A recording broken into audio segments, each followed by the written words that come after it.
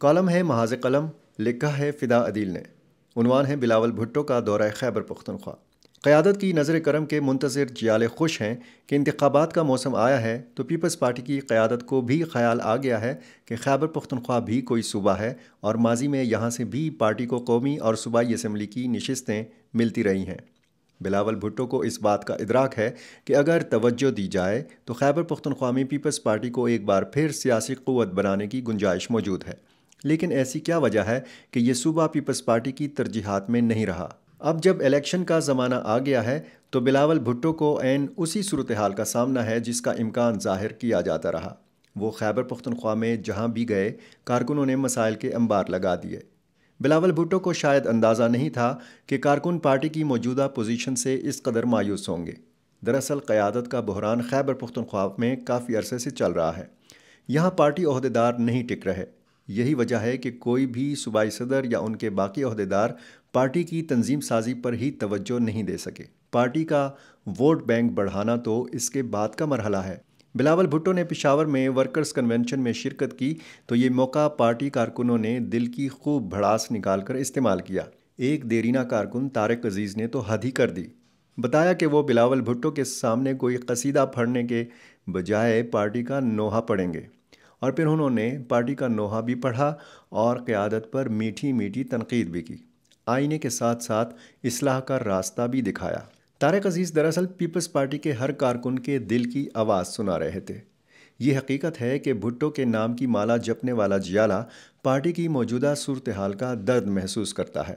یہ کوئی ہوتا ہے جو اس طرح قیادت کے سامنے کھڑے ہو کر کھری کھری سناتا ہے۔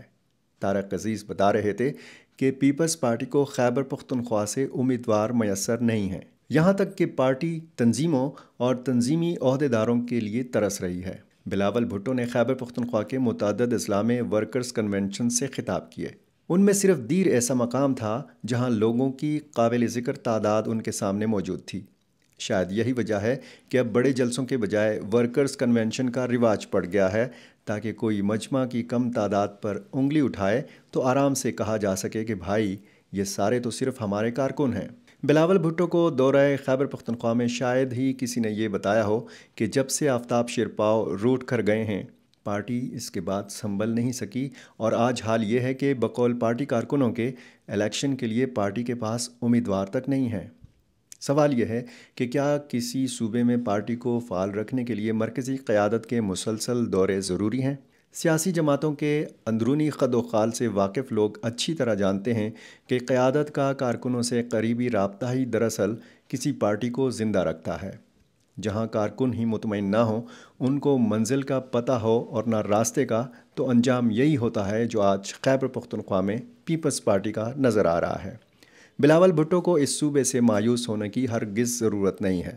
ہاں، البتہ یہ ضروری ہے کہ وہ ماضی کی غلطیوں کا پتہ لگائیں اور پارٹی کو نئے ٹریک پر ڈالنے کی کوشش کریں۔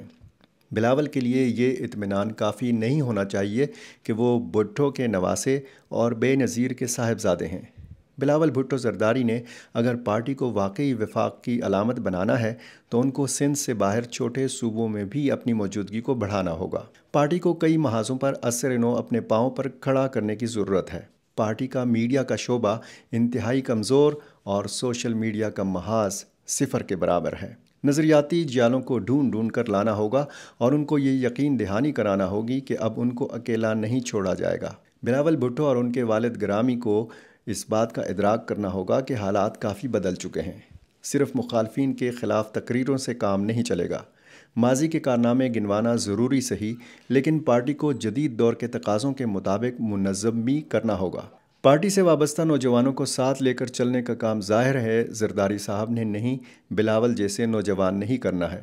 بلاول کو عوامی جلسوں میں جوش خطابت دکھانے کے دوران یہ بات بھی ملحوظ خاطر رکھنا ہوگی کہ ان کی ایک ایک بات ریکارڈ کا حصہ بن رہی ہے۔ 16 مہینوں کی شراکت اقتدار کا ذکر کرتے ہوئے میٹھا میٹھا ہپ ہپ اور کڑوا کڑوا تھو تھو کرنے کے بجائے ذرا مستقبل کا منظرنامہ بھی پیش نظر رکھنا ہوگا اور ہانکنے والی قوتوں کے ارادوں سے بھی خود کو باخبر رکھنا ہوگا۔ کیا معلوم کل الیکشن کے بعد آپ ایک بار پھر ہمراہی بن جائیں اور آپ ایک بار پھر کسی کی سپیڈ کی تعریف کرتے پائے جائیں۔